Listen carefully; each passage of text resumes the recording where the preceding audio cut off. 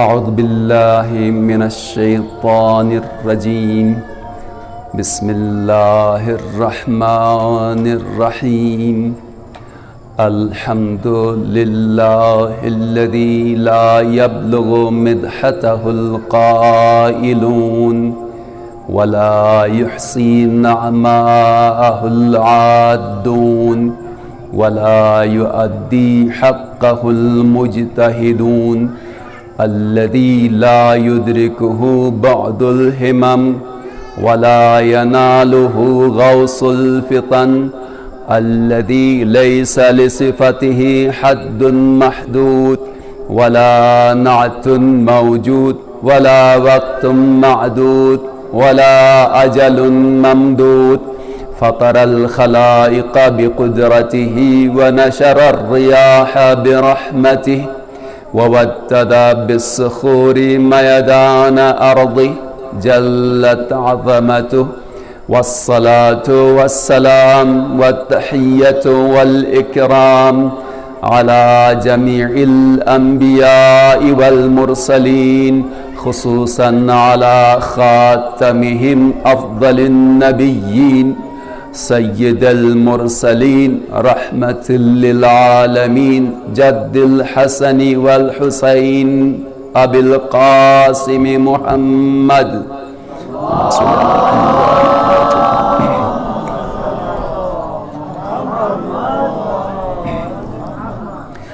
وآله الطيبين الطاهرين المعصومين الغر الميامين الذين أذهب الله عنهم الرجس وطهرهم تطهيرا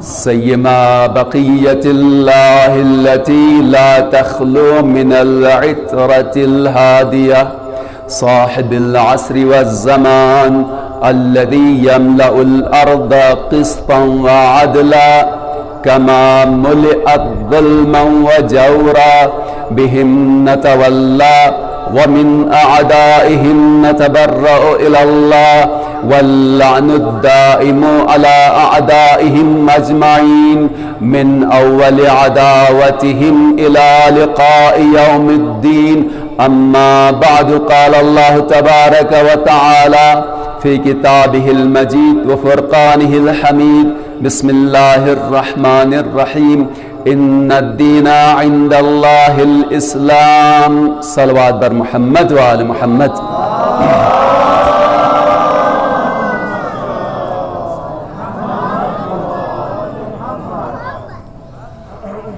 امام زمانہ عجل اللہ تعالی فرجہ شریف کے جلد ظہور کے لیے بار دیگر صلوات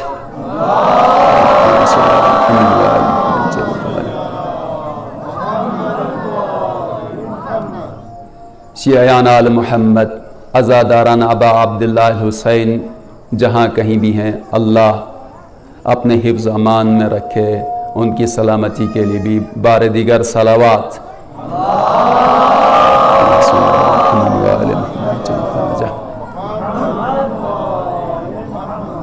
اپنے اعمال کی قبولیت کے لیے حاجت روائی کے لیے بلندتر صلوات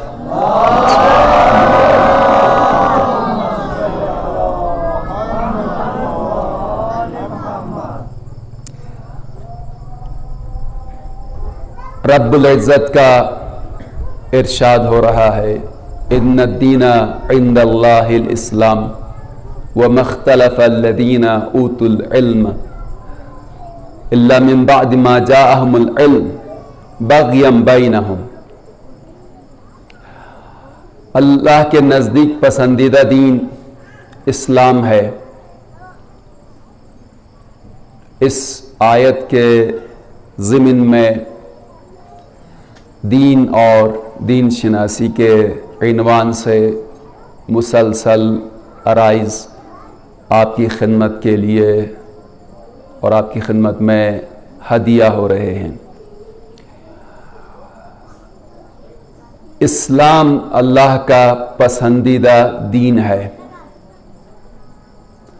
اور دین ہمیشہ سے اپنی بنیادی تعلیمات کے تحت ایک ہی رہا ہے، جو آدم علیہ السلام سے الہی تعلیمات کا سلسلہ شروع ہوا اور سرکار دو عالم حضرت محمد مصطفیٰ صلی اللہ علیہ وآلہ وسلم کی ذات والا صفات پر آ کر یہ دین پایہ تکمیل کو پہنچا۔ یہ دین واحد ہے، ایک ہی ہے، اور تمام انبیاء اسی ایک دین کی تبلیغ کرتے رہے، اپنی امتوں کو اس دین کی ہدایت دیتے رہے۔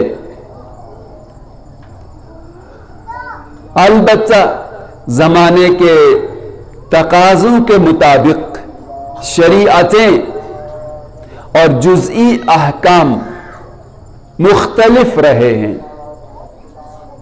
ورنہ اصل دین ایک ہی ہے۔ چنانچہ سورہ شورى کی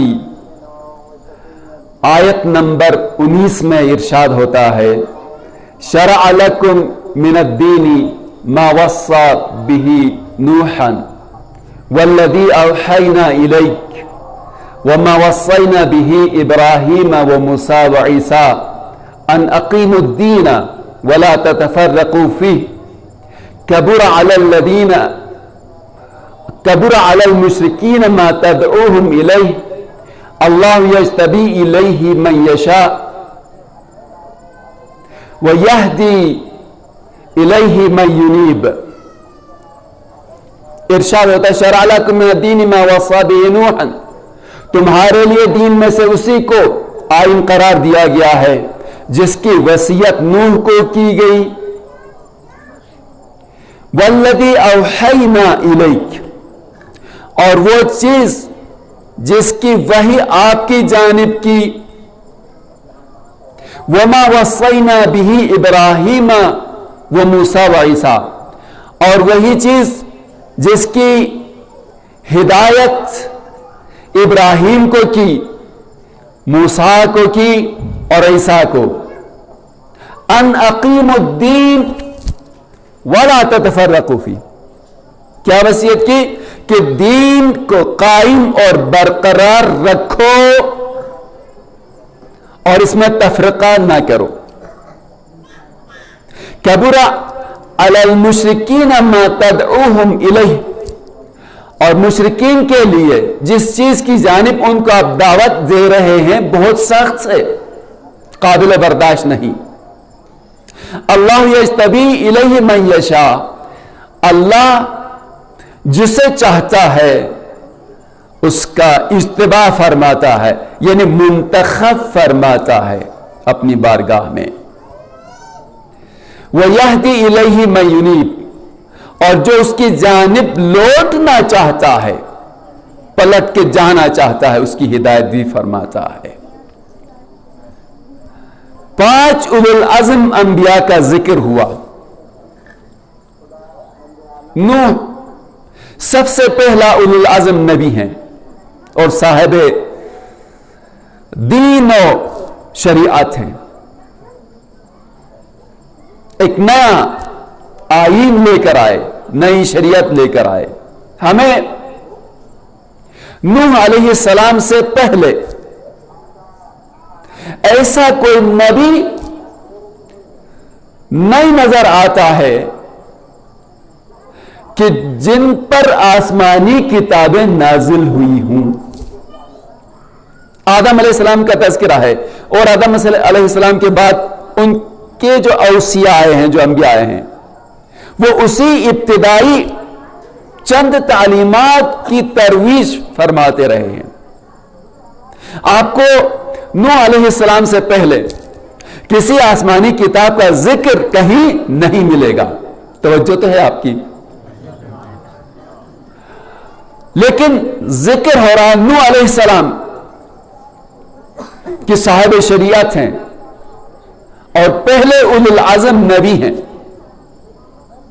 جن کی جانب اس نئے آئین کی یعنی اس دین کی وصیت کی گئی اور صحف اور کتاب نازل ہوئی، آئین نازل ہوا۔ اس کے بعد والذی اوحینا الیک، اور پیغمبر کا ذکر ہو رہا۔ 5 اولو العزم نبی کا ذکر ہے اور 5 ہی ہیں مشہور، اور اس کے بارے میں احسان نہیں کیا گیا ہے۔ 5 مشہور اور بڑے اولو العزم نبی ہیں کہ سب سے پہلے نوح علیہ السلام کا ذکر ہوا۔ اس اعتبار سے نوح علیہ السلام کا سب سے پہلے ذکر ہوا ہے کیونکہ پہلے اولو العزم نبی ہیں جو صاحب شریعت و دین ہیں، اس حیثیت سے ان کا ذکر پہلے ہوا۔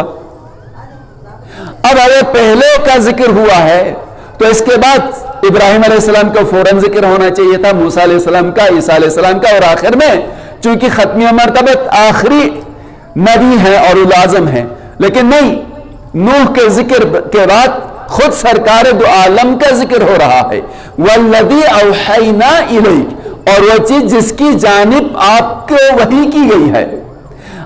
یہاں پر پیغمبر اکرم صلی اللہ علیہ وسلم کی عظمت کی خاطر، چونکہ نوح کو یہ حیثیت حاصل تھی امتیازی کہ پہلے نبی ہیں صاحب شریعت، اس کے بعد عظمت رسالت معاد کی خاطر ان کو ذکر کیا نوح علیہ السلام کے بعد، اور پھر اس کے بعد ابراہیم علیہ السلام، موسیٰ علیہ السلام اور عیسیٰ علیہ السلام کا ذکر کیا ترتیب زمانہ کے اعتبار سے، یعنی ابراہیم علیہ السلام کا زمانہ پہلے ہے، پھر موسیٰ علیہ السلام آئے۔ البتہ اولو العزم کے حوالے سے توجہ فرمائیے گا، اولو العزم انبیاء کے حوالے سے ترتیب کی بات ہو رہی ہے، دیگر انبیاء کے حوالے سے نہیں عرض کر رہا اس وقت۔ تو ابراہیم علیہ السلام کے بعد اولو العزم موسیٰ علیہ السلام ہیں، اور موسیٰ علیہ السلام کے بعد زمانے کے اعتبار سے عیسیٰ علیہ السلام ہیں، ان کا ذکر کیا ہے۔ تو 5 اولو العزم انبیاء کا ذکر ہے، اور شرع لکم من الدین، شرع، اس نقطے کی طرف بھی توجہ کیجئے گا، شرع واضح اور روشن راستے کو کہتے ہیں۔ شرع لغت میں واضح اور روشن راستے کو کہتے ہیں، اور اسی سے نکلا ہے شریعہ، اور شریعہ اس جگہ کو کہتے ہیں جہاں سے پانی دریا سے لیا جاتا ہے، چونکہ ہر جگہ دریا میں داخل ہونے کی جگہ تو نہیں ہوتی ہے، بعض خاص جگہیں ہوتی ہیں کہ جہاں سے آسانی سے پانی لیا جاتا ہے، جانوروں کو پانی پلایا جاتا ہے، تو اس اعتبار سے شریعہ ہے۔ شریعہ بھی وہ آسان جگہ جہاں سے پانی لیا جاتا ہے، تو شرع وہ واضح اور روشن راستے کو کہا جاتا ہے۔ دین کو بھی اس لیے شرع کا لفظ استعمال کیا ہے چونکہ دین کی تعلیمات پر عمل کرنے والا، اخلاقی تعلیمات، احکام پر عمل کرنے والا ایک واضح اور روشن راستے پر چل پڑتا ہے، اور اس راستے پر چل کر سعادت اور کمال حاصل کرتا ہے۔ کہ اگر ایک شخص دین کی تعلیمات پر عمل کرے گا، کاربند رہے گا، تو ایسی صورت میں وہ کیا حاصل کر لیتا ہے؟ سعادت حاصل کر لیتا ہے، کمال حاصل کر لیتا ہے، اور وہ مقصد تخلیق تک پہنچ جاتا ہے۔ اور اس اعتبار سے شرع کا لفظ دین کے لیے بھی استعمال ہوا، اور دین کی تعلیمات اتنی واضح ہیں کہ جس پر عمل کرنے والا آسانی سے اپنا راستہ طے کر سکتا ہے، جو خدا متعال نے اس کے لیے مقرر فرمایا ہے۔ درود بھیجئے محمد وآل محمد کی ذات پر۔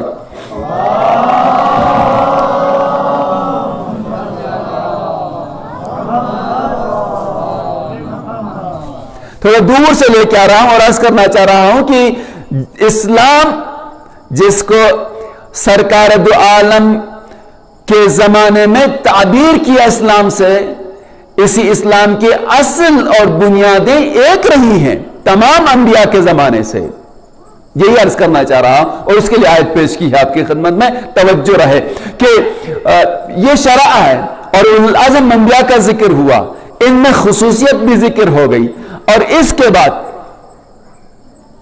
یہ ذکر ہو رہا ہے کہ اللہ یجتبی، ہاں یہ عرض کرتا چلوں، کبر علی المشرکین ما تدعوہم الیہ، جس چیز کی جانب آپ دعوت دے رہے ہیں اے رسول، یہ بات مشرکین کے لیے بہت ناگوار ہے، بہت سخت ہے.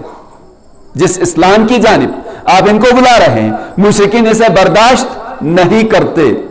تو اب معلوم یہ ہوا کہ اگر حقیقی اسلام کی دعوت دی جائے، اگر حقیقی اسلام کو نافذ کیا جائے، اگر حقیقی اسلام کی تبلیغ کی جائے تو مشرکین اور استعمار اور سامراج برداشت نہیں کرتا.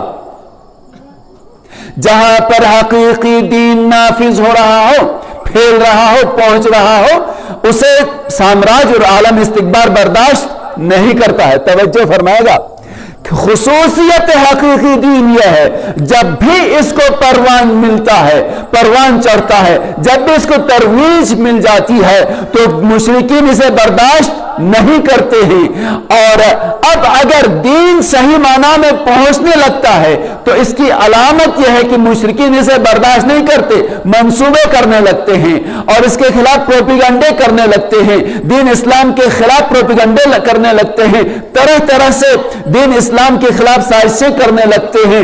اب اگر کسی جگہ کسی نظام کے توجہ کسی نظام کے خلاف پورا سامراج متفق ہو کر سازشیں کر رہا ہے، پابندیاں لگا رہا ہے، پابندیوں پر پابندیاں لگائے جا رہا ہے، تو اس کا مطلب یہ ہے کہ حقیقی دین ہے جو نافذ ہونے جا رہا ہے. اور اسی لیے مشرکین اور سامراج مل کر پابندی لگانے کی کوشش کی جا رہی ہے کہ یہ انقلاب اسلامی کہیں پھیل نہ سکے.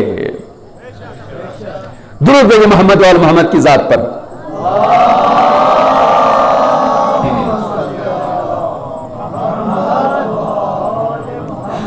اگر کفر و شرک کی جانب سے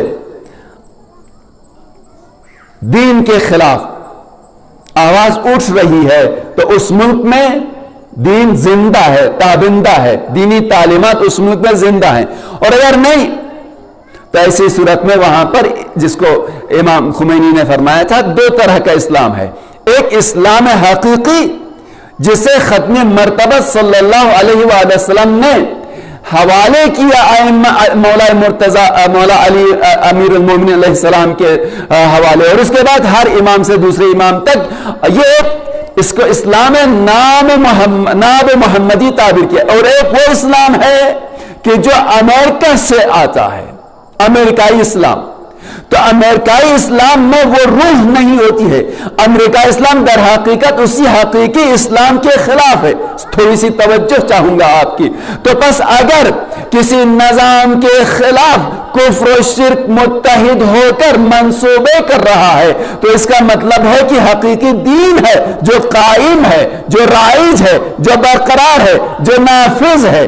اور اگر ایسا نہیں ہے تو ایسی صورت میں فقط نام کی حد تک تو ہے لیکن حقیقت میں اسلام نافذ نہیں نظر آتا. اب دیکھیے کہ پورے اسلامی ممالک میں ایک جملہ بہت ذمہ داری کے ساتھ آپ کی خدمت میں عرض کروں گا، تمام اسلامی ممالک میں اگر عالم استکبار کو، سامراج کو کہیں ان کے منصوبوں کے لیے یا ان کے مفادات کے لیے کوئی خطرہ ہو سکتا ہے تو وہ خطرہ کون سا ہے؟ وہی جمہوری اسلامی ایران سے ہے. ورنہ دوسری جگہوں پر ہمیں کوئی ایسا ان کے لیے خطرہ محسوس نہیں ہوتا. بھئی دیکھیں ان کے سفارت خانے دوسرے ممالک میں آزاد ہیں. زیادہ اس طرف جانا نہیں چاہتا، صرف متوجہ کرنا چاہتا ہوں، چونکہ یعنی ایک مقرر کی ذمہ داری ہوتی ہے کہ حالات حاضرہ کے حوالے سے بھی کچھ بات کر لے. تو عزیزان محترم، ہمارے دیگر اسلامی ممالک میں عالم استکبار کے نمائندے سینہ تان کر آ جاتے ہیں، دخالتیں دے کر آ جاتے ہیں، دیتے ہیں، دستورات دے دیتے ہیں، پابندی، اور پھر ایسی صورت میں ہمارے اختیارات کو محدود کر کے جاتے ہیں. تو پس معلوم یہ ہوا کہ اگر حقیقی دین رائج ہو جاتا ہے تو ایسی صورت میں کفر و شرک اسے برداشت نہیں کرتا ہے. آج کون سی سرزمین ہے؟ حتی سرزمین وحی. دیکھیں تو آہستہ آہستہ سے اس میں بہت ساری چیزیں رائج ہونے لگی جو اس سے پہلے نہیں تھی. کبر علی المشرکین ما تدعوہم الیہ، جس چیز کی جانب آپ دعوت دے رہے ہیں وہ مشرکین کے لیے قابل برداشت نہیں ہے. اور اس کے بعد فرمایا کہ اللہ یجتبی الیہ من یشاء، اللہ جسے چاہتا ہے انتخاب فرماتا ہے، یعنی جسے دین کا ذمہ دار بناتا ہے وہ اللہ ہی ہے. لوگوں کے اختیار میں نہیں ہے، اور لوگوں کو حق حاصل نہیں ہے کہ دین کا محافظ وہ مقرر کرنا. جس کا دین اسی کی جانب سے آئے گا دین کی حفاظت کرنے والا بھی. جس نے دین بھیجا اور جس نے دین بھیجا ہے، جس نے دین نازل کیا، جس نے آئین نازل کیا ہے، اسی نے انتخاب بھی کیا ہے کہ کس کے ہاتھ میں دے، کس کے اختیار میں دے اس دین کو پہنچانے کی ذمہ داری. درود بھیجے محمد وآل محمد کی ذات پر.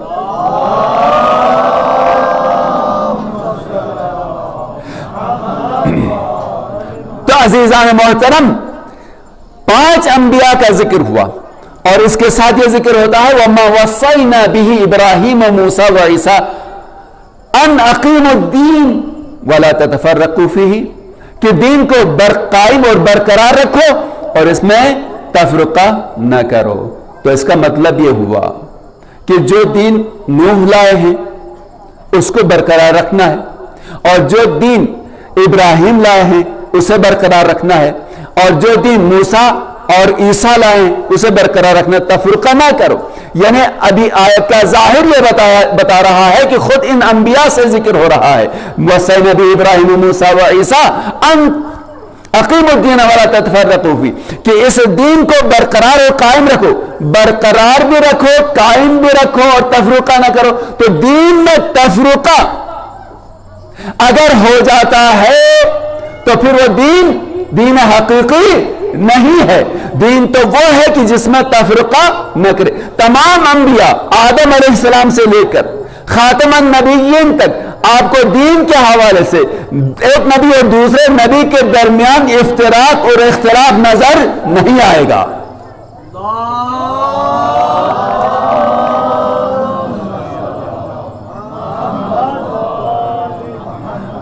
اور اگر سب انبیاء کو ایک ہی زمانے میں بھیجا جائے، جمع کیا جائے، تو بھی ان کے درمیان دین کے حوالے سے کوئی تفرقہ اور علیحدگی نظر نہیں آئے گی. اسے امام خمینی نے ہی فرمایا تھا تمام انبیاء کو ایک ہی زمانے میں جمع بھی کیا جائے تو ان کے درمیان کوئی اختلاف نہیں ہوگا. اس لیے نہیں ہوگا کہ وہ اس کی جانب سے آئے ہوئے ہیں. تو جو اللہ کی جانب سے مقرر ہوتا ہے اس میں ان کے درمیان کسی قسم کا کوئی اختلاف نہیں ہوتا. سب نے ایک ہی پیغام پہنچایا. نوح علیہ السلام سے لے کر خاتم النبیین تک سب کفر و شرک کے خلاف جہاد کرتے رہے. سب ہی کفر و شرک کے خلاف جہاد کرتے رہے. ابراہیم علیہ السلام کا جہاد آپ کے سامنے ہے. کفر و شرک تنہائی میں بت پرستوں کے خلاف قیام کیا. تو تمام انبیاء کی تبلیغ میں اصل واحد یہ ہے کہ توحید کا پرچار کرنے لگے اور توحید کو زندہ اور توحید کو رائج کرنے کے لیے جہاد کیا ہے بت پرستی کے خلاف اور ایک کرنے کی کوشش کی. یہ اصل ہے ادیان میں، آسمانی ادیان میں، کہ جو ہر نبی یہی تبلیغ کرتا رہا ان اقیموا الدین ولا تتفرقوا فیہ. اس میں سے پہلی اصل یہی ہے کہ توحید کی دعوت دیتے رہے. اور قرآن مجید میں بھی سب سے زیادہ جس چیز کے بارے میں زور دیا گیا ہے آیات میں وہ مسئلہ توحید ہے، مسئلہ معرفت خداوند ہے. اس لیے کہ خالقیت، اللہ کی خالقیت کے بارے میں تو مشرکین کو بھی اعتراف تھا. بت پرست بھی کہتے تھے کہ اگر ان سے پوچھا جائے، اگر ان سے سوال کرو کہ زمین آسمان کو کس نے خلق کیا ہے تو کہیں گے لَيَقُولُنَّ اللَّهُ، اسے اللہ نے خلق کیا ہے. معلوم ہوا اللہ کو خالق مانتے تھے، زمین آسمان کا خالق اللہ کو مانتے تھے، لیکن وحدانیت کے لحاظ سے، مختلف ارباب کے قائل تھے. اس لیے سب سے زیادہ انبیاء کا زور توحید کے اوپر ہے، اور قرآن مجید میں بھی توحید کے بارے میں سب سے زیادہ آیت آپ کو نظر آ جائیں گی. تو تمام ادیان میں اصل واحد اور اصل اولی توحید ہے، یعنی معرفت خداوند متعال ہے. خداوند متعال کی معرفت، خدا کی وحدانیت دین کا سب سے پہلا بنیادی پیغام اور بنیادی اصل ہے کہ جو تمام انبیاء میں ہے. اور اسی وجہ سے مولا کائنات نے نہج البلاغہ میں بھی فرمایا اول الدین معرفتہ وکمال معرفتہ التصدیق بھی وکمال التصدیق بھی توحیدہ وکمال توحیدہ الاخلاص لہ وکمال الاخلاص لہ نفی الصفات عنہ لشہادت کل صفت انہا غیر الموصوف وشہادت کل موصوف انہا غیر الصفہ. کہ دین کی ابتدا اللہ کی معرفت ہے، دین کی ابتدا اللہ کی معرفت ہے. وہ کمال معرفت ہی توحیدہ، اور معرفت کی کمال یہ ہے کہ اسے ایک مانا جائے، اللہ کو ایک مانا جائے، یہ کمال معرفت ہے. وہ کمال توحید ہی وہ کمال معرفت یا تصدیق بھی، کمال معرفت یہ ہے کہ تصدیق کی جائے کہ وہی ہے. وہ کمال تصدیق ہی توحید ہو، اور کمال تصدیق یہ ہے کہ اس کو واحد و یکتا مانا جائے. وہ کمال توحید ہی الاخلاص لہ، اور کمال توحید یہ ہے کہ اس کے ساتھ اخلاص کیا جائے. یعنی جب دین پر عمل کر رہے ہیں، عبادت کر رہے ہیں، تو اخلاص کے ساتھ وما امروا الا ليعبدوا الله مخلصین لہ الدین، اور ان کو حکم نہیں دیا گیا ہے مگر یہ کہ وہ اخلاص کے ساتھ عمل کریں. الا ليعبدوا الله مخلصین، اللہ کی عبادت کریں اخلاص کے ساتھ. تو کمال توحید یہ ہے کہ اخلاص ہو آپ کے عمل میں، آپ کے کردار میں اخلاص ہو، آپ کی بات کرنے میں اخلاص ہو. یہ کمال توحید ہے. وہ کمال الاخلاص لہ نفی الصفات عنہ، اور کمال اخلاص یہ ہے خداوند متعال سے صفات کو زائد بر ذات نہ مانا جائے، یعنی جو صفتیں اس کی ذات میں ہیں عین ذات ہیں. تھوڑا سا گہرائی کی طرف جا رہا ہوں آج، تھوڑا آسان کروں. آپ سب بھی جب چھوٹے تھے، اور ابھی یہ چھوٹے بچے بھی ہیں، قرآنی سینٹر میں جاتے ہیں، قرآن سیکھنے جاتے ہیں، دینیات سیکھنے جاتے ہیں، مسائل سیکھنے جاتے ہیں، تو ہم ان بچوں کو اللہ کی صفات ثبوتیہ یاد کراتے ہیں. ایسا ہی ہے نا، اللہ کی صفات ثبوتیہ یاد کراتے ہیں. اللہ عالم ہے، قادر ہے، حی ہے، مرید ہے. یہ صفتیں ہیں جو اللہ میں ہم کہتے ہیں کہ اللہ واحد، اللہ قادر ہے، اللہ عالم ہے، اللہ حی ہے، اللہ مرید ہے. تو یہ صفتیں اللہ کی عین ذات ہیں، زائد بر ذات نہیں ہیں. ہماری جو بھی صفت ہے نا، ہم جس صفت کے بھی مالک ہیں، ہماری ذات پر وہ زائد ہے. یعنی ہماری ذات الگ ہے اور صفت الگ ہے. ابھی آپ پڑھے لکھے ہوئے ہیں، لیکن پڑھے لکھے ہونے سے پہلے ایسی حالت، ایسی صفت نہیں تھی.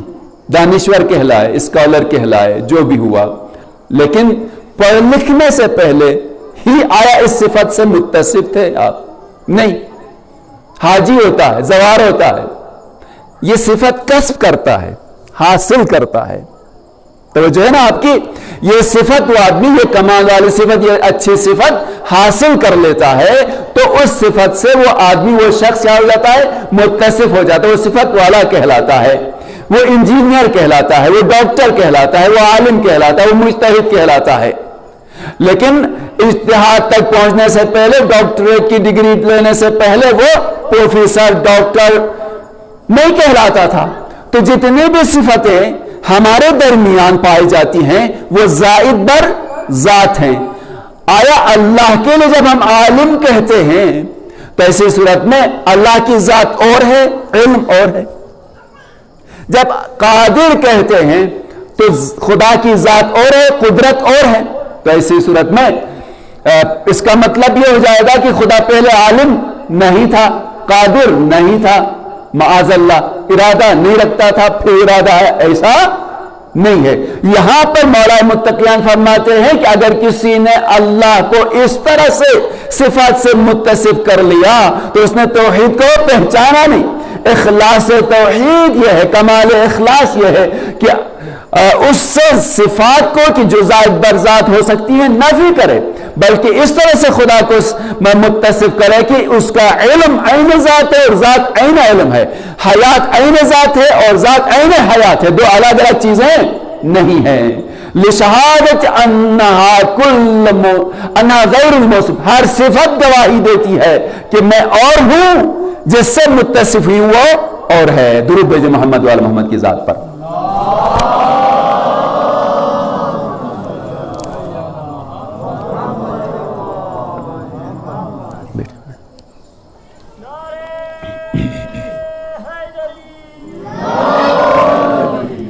عزیزان محترم، تو یہ پہلی اصل ہے کہ جو تمام ادیان آسمانی کی مشترک اصل ہے اور یہ کبھی بدلی نہیں ہے، یعنی دعوت توحید کبھی بدلی نہیں ہے۔ شریعتیں بدلی ہیں، یعنی زمانے کے تقاضے کے مطابق نوح علیہ السلام کے زمانے میں کچھ احکام خاص تھے جو اس زمانے سے مختص تھے، اب وہ زمانہ نہیں رہا تو احکام بھی نہیں رہے، اور حضرت ابراہیم علیہ السلام کا زمانہ آیا تو ان کے زمانے کے لحاظ سے کچھ خاص احکام ان کے لوگوں کے لیے تھے، اب وہ زمانہ نہیں رہا تو احکام بھی نہیں رہے، اور موسیٰ علیہ السلام کی شریعت کے کچھ ان کے زمانے کے حساب سے کچھ خاص احکام تھے، لیکن جب وہ زمانہ نہیں رہا تو احکام بھی نہیں رہتے۔ چنانچہ ہمارے ہاں اسلام میں بھی اسی طرح سے دیکھیں مختلف حالات کے حوالے سے مختلف احکام ہیں۔ اگر آپ کو پانی میسر ہے تو وضو کر کے نماز پڑھیں گے، اور اگر پانی میسر نہیں ہے تو اب حکم بدلے گا، یا پانی ہے لیکن نقصان دہ ہے، پانی سے آپ کو نقصان پہنچتا ہے تو اب وضو نہیں کرنا ہے، بلکہ یہاں پر تیمم کریں گے۔ حتیٰ یہاں تک اسلام نے بتا دیا ہے کہ آپ کے لیے نقصان دہ نہیں ہے، سفر پہ جا رہے ہیں آپ کے جانور کے لیے پانی کی ضرورت پڑ جاتی ہے، اگر پانی نہ رہے تو وہ ہلاک ہو جائے گا، تو اس کا بھی اسلام نے خیال رکھا ہے کہ اس کے لیے پانی رکھو، خود تیمم کر کے نماز پڑھ لو۔ تو احکام حالات کے حساب سے بدلتے ہیں، الگ الگ آتے ہیں، ہر حالت کے حساب سے ایک حکم ہوا کرتا ہے۔ تو موسیٰ علیہ السلام کے لوگوں کے حوالے زمانے کے لحاظ سے الگ حکم، عیسیٰ علیہ السلام کے زمانے کے لحاظ سے الگ احکام تھے جس کو شریعت کہتے ہیں، لیکن اصل دین کبھی بدلا نہیں ہے۔ اسی وجہ سے دعوت توحید، جب یہ تو سرکار قرآن مجید میں ارشاد ہوتا ہے یا اہل الکتاب تعالوا الى کلمۃ سواء بیننا وبینکم اللہ نعبد اللہ، کہ اے اہل کتاب آؤ ایک کلمے کی جانب، ایک بات کی جانب آ جاؤ کہ جو ہمارے اور تمہارے درمیان مشترک ہے، جسے ہم بھی مانتے ہیں اور تم بھی مانتے ہو۔ اور وہ کیا ہے کلمہ مشترک؟ وہ مشترک بات، وہ نقطۂ اشتراک کیا ہے؟ کہ وہ اللہ ہے، کہ اس کے اللہ کو تم بھی مانتے ہو اور اللہ کو ہم بھی مانتے ہیں، کہ ہم اسی کی عبادت کریں اور شرک نہ کریں۔ تو معلوم یہ ہوا تمام ادیان آسمانی میں توحید ایک مشترک نقطہ ہے، اور دین کی ابتدائی معرفت کا نقطہ بھی توحید سے شروع ہوتا ہے۔ اللہ کو ایک مانو، واحد یکتا مانو۔ درود بھیجے محمد وآل محمد کی ذات پر۔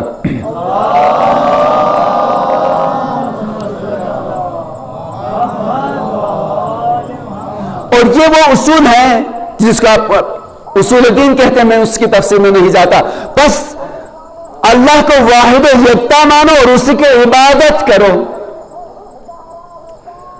اب اس معرفت توحید کے حوالے سے راستہ دو ہے، ایک ظاہری راستہ، ایک باطنی راستہ ہے، یا دوسرے الفاظ میں یوں عرض کروں گا، معرفت توحید کے اعتبار سے کبھی انسان آثار کے ذریعے سے خدا تک پہنچتا ہے، ان نشانیوں کے ذریعے سے خدا کو پہچانتا ہے، معرفت حاصل کرتا ہے، لیکن جب یہ معرفت کمال کو پہنچتی ہے تو نشانیوں سے بے نیاز ہو جاتا ہے. جب معرفت کمال کو پہنچتی ہے تو ان نشانیوں کے سہارے سے، ان اشیاء کے سہارے سے بے نیاز ہو جاتا ہے، بلکہ اشیاء سے پہلے اللہ نظر آتا ہے اور اللہ کے بعد اشیاء نظر آتے ہیں. جبھی تو مولا کائنات نے فرمایا یا من دل علی ذاتہ بذاتہ، اے وہ ذات کی جس نے اپنی جانب اپنی ذات ہی کے ذریعے سے رہنمائی فرمائی. علی خدا کے ذریعے ہی سے خدا کو پہچانتا ہے، علی آثار کے ذریعے سے خدا تک نہیں پہنچا. اور اسی کی جانب مولا امام حسین علیہ السلام نے دعائے عرفہ میں بھی ارشاد فرمایا متى تكون الآثار هي التي توصل إليك، کہ یہ آثار اور یہ نشانیاں، یہ چیزیں کب ایسی تھی کہ جو تیری طرف پہنچنے کی دلیل بن جائیں. اس لیے کہ اشیاء سے پہلے تو ظاہر ہے، تو پہلے ظاہر ہے اور اشیاء بعد میں ظاہر ہوتی ہیں. تو محیط ہے اور اشیاء محیط ہیں. دیکھیے بہت سکون کے ساتھ سن رہے ہیں اور بہت گہری باتیں کر رہا ہوں آج. یا من دل علی ذاتہ بذاتہ، وہ کہ جس نے اپنی ذات کی جانب اپنی ذات ہی کے ذریعے سے رہنمائی فرمائی، کسی شے کے ذریعے سے، کسی مخلوق کے ذریعے رہنمائی نہیں فرمائی، ذات ہی کے ذریعے ذات کی رہنمائی فرمائی. ہوتا ہے ایسا. اللہ محیط ہے. اب دیکھیے کہ ہم اس چار دیواری کے اندر بیٹھے ہیں، دوسری جگہ سے کوئی آ رہا ہو تو اسے پہلے کیا نظر آتا ہے؟ ہم نظر آتے ہیں یا دیوار نظر آتی ہے؟ اس آنے والے کو سب سے پہلے ہم نظر آ جائیں گے یا دیوار نظر آ جائے؟ اس امام بارگاہ کی دیوار نظر آ جائے. کیوں؟ اس لیے دیوار نظر آئے گی کہ دیوار نے ہمیں احاطہ کیا ہوا ہے اور ہم ہیں محاط، ہم اس کے اندر سمائے ہوئے ہیں، اور دیوار ہے محیط، اس نے ہمیں احاطہ کیا ہے. تو ہمیشہ محیط جو احاطہ کر رہا ہوتا ہے وہ پہلے نظر آتا ہے اور اس احاطے کے اندر جو ہے وہ بعد میں نظر آتا ہے. تو اللہ ہر چیز کو احاطہ کیے ہوئے ہے. اب جب معرفت خداوندی اس کمال کو پہنچتی ہے تو خدا پہلے نظر آتا ہے اور اشیاء بعد میں نظر آتی ہے. درود بھیجیں محمد وال محمد کی ذات پر.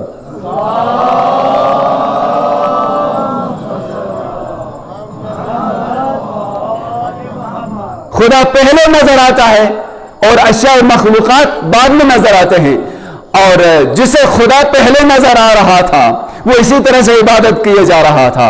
اسی لیے ایک مرتبہ آ کر مولا متقیان سے ایک شخص نے سوال کیا، علی اتنے سجدے، اتنے عبادتیں، اتنے رکوع کرتے جا رہے ہو، جس ذات کے لیے اتنے سجدے کر رہے ہو، جس ذات کے لیے اتنے رکوع کر رہے ہو، اتنی تعداد میں 1000 رکعت جو نماز پڑھ رہے ہیں، کیا آپ نے اپنے خدا کو کبھی دیکھا ہے؟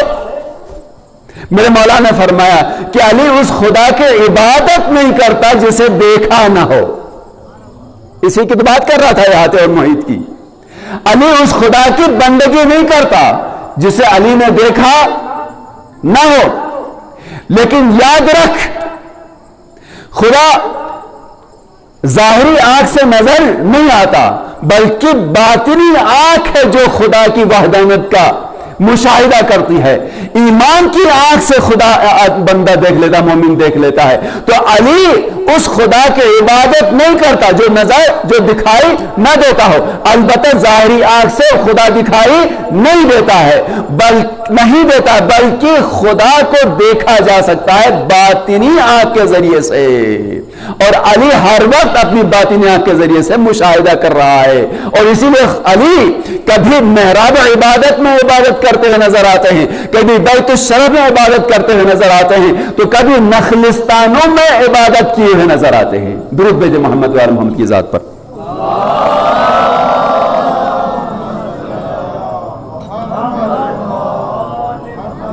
یہ معرفت دین کی ابتدا، خدا کی معرفت.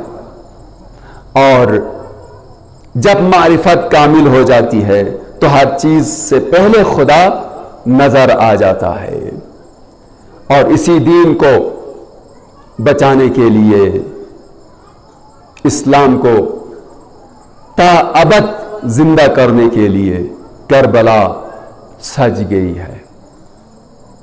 تاریخیں تیزی سے گزر رہی ہیں،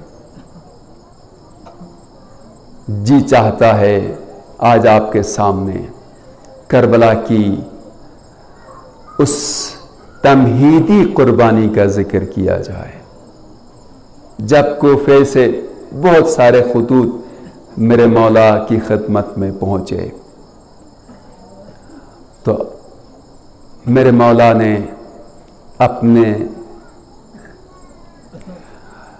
ابن عم کے بیٹے اس مسلم ابن عقیل کو قریب بلایا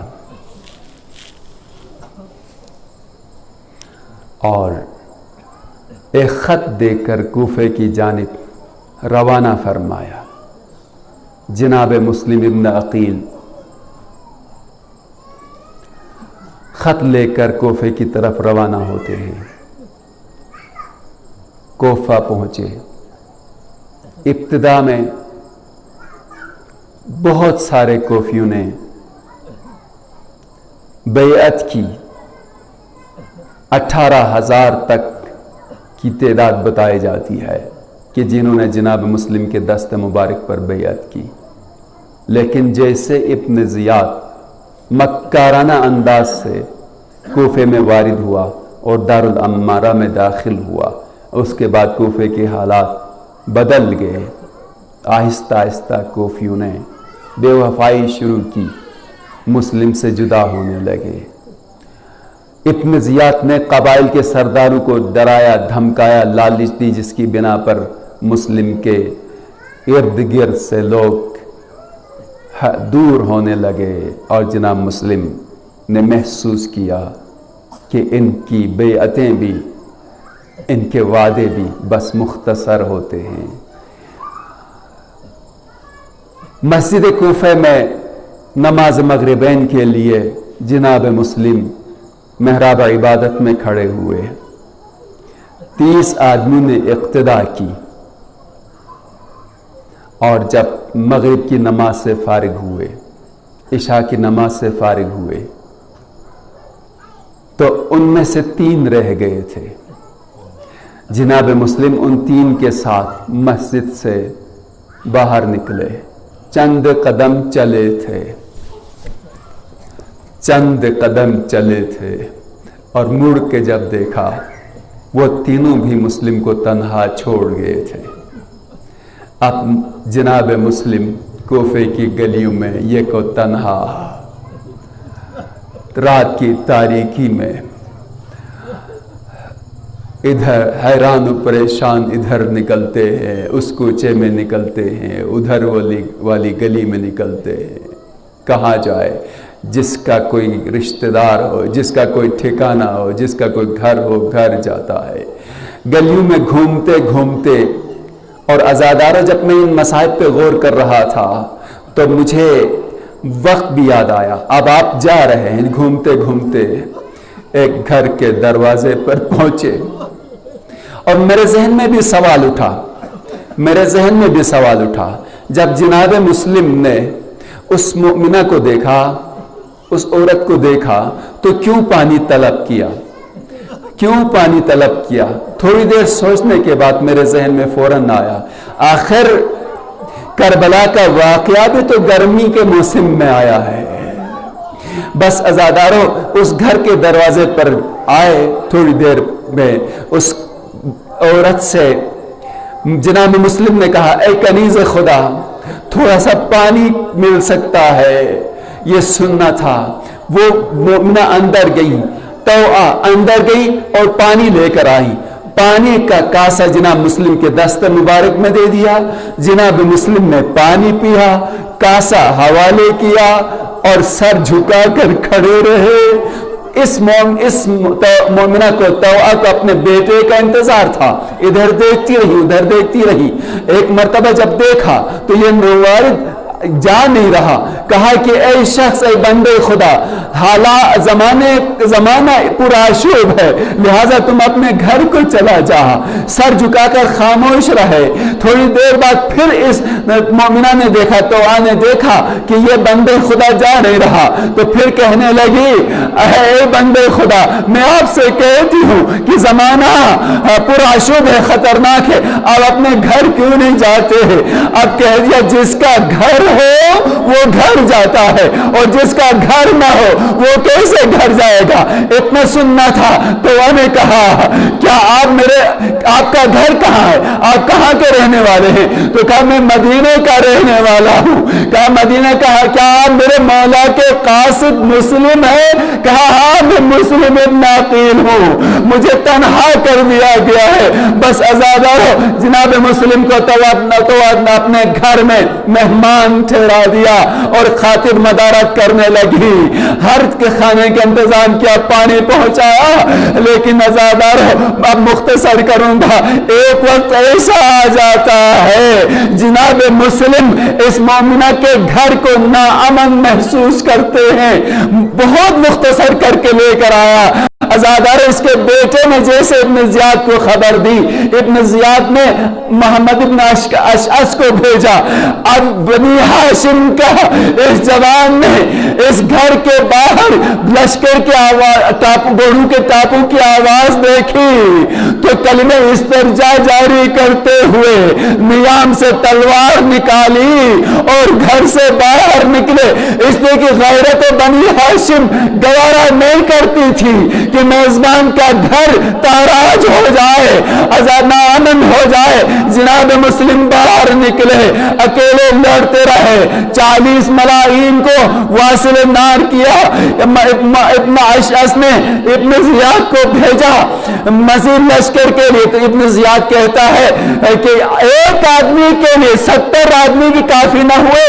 ابن اشعث کہتا ہے کیا تو سمجھتا ہے کہ کوفے کی کسی سبزی فروش سے ہماری لڑائی ہو رہی؟ یہ اہل بیت کے خاندان کا، یہ محمد کی، یہ جملہ آپ کی خدمت میں عرض کروں گا، دل ہل کے رہ جائے گا. تم سمجھتے ہو کہ ہم کوفے کے کسی سبزی فروش سے لڑ رہے ہیں؟ یہ محمد کی تلوار ہے. آزادار ہو، جناب مسلم اکیلا ہے، لڑتے رہے. ارے آزادارو، دشمن کوفے کی چھتوں پر چڑھے اور اشعث کے لشکر کے سپاہیوں نے کوفے کی چھتوں پر چڑھ کر پتھر برسانا شروع کیا. آزادارو، جناب مسلم پر ہر طرف سے حملہ ہونے لگا. جناب مسلم ندال لڑتے جب تھک گئے تو کسی دیوار کے کنارے ٹیک لگائی اور تھوڑی دیر آرام کرنے کے بعد جب ملائن قریب آئے دوبارہ حملہ کیا. آزادارو، روایت یہ بتاتی ہے ان ملائن نے ایک جگہ گلی میں گڑھا کھودا تھا.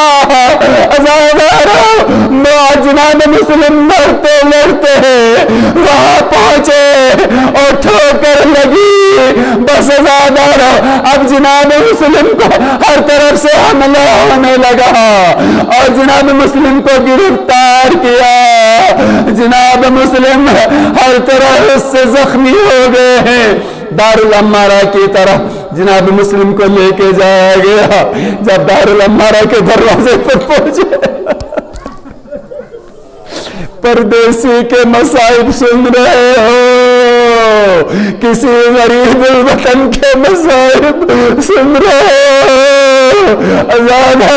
جب جناب مسلم دارالعمارہ کے قریب پہنچے، پانی کا مٹکا نظر آیا.